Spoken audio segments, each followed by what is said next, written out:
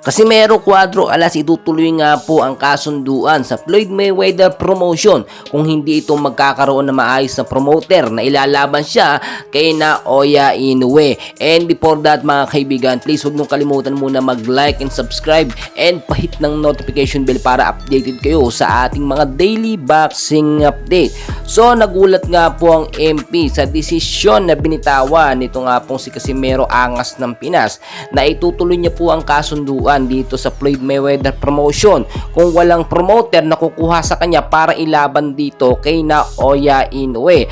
Ang sagot kasi ng kampo ni Inoue dito, yung mataas daw na promoter lamang ang kanilang papansinin para labanan nila itong si Alas. Kaya naman pala hindi matuloy-tuloy ang laban ni Casimero at Angas ng Pinas, no? At itong si Naoya Inoue ay dahil na rin po mismo sa promoter. Walang ginagawang aksyon kahit noon pa man, ilang taon na ang nakakalipas. Naghihintay si Casimero sa wala, no? Inilalaban lamang si Casimero sa ibang mga boksingerong Hapon pero hindi dito sa gusto niyang makalaban na si Naoya Inoue. Sa pagkakataong ito, ang MP sinabi mismo na pera lang o peperahan lamang etong si Casimero ni Floyd Mayweather, no, kung doon siya mapupunta. Well guys, alam naman natin, real talk sa boxing po talaga, pera-pera ang usapan, no? Hindi ka lalaban ng walang pera dyan. Bago lumaban, may porsyento na ang bawat boksingero. Kaya hindi natin pwedeng sabihin na peperahan dahil pera talaga ang pinaka main reason dyan. Sabihin na natin pera ang habol ni Alas, no?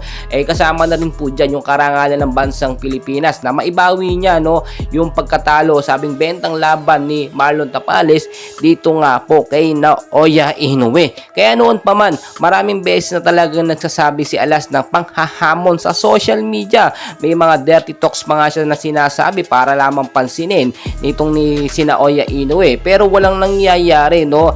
Ang MP noon, nung hawak pa nila si Casimero, walang ginagawang aksyon na kahit ano para man lang maikasa yung laban. Samantalang sa Floyd Mayweather promotion, automatically yan, instant yan. Mag-uusap lang ang dalawang promoter. Ikakasayan agad-agad, no, ngayong 2024 kapag ka nakapirma na ng kontrata itong si Casimero Angas ng Pinas dito sa Floyd Mayweather promotion. Tignan nyo mabuti, sinayang talaga ng MP etong si Casimero dahil kung inalagaan nila ito, binibigyan ng maayos na pasahod, no, at inilalaban sa mga boksingerong kung saan tataas ang kanyang rank, hindi yan aalis dito sa MP.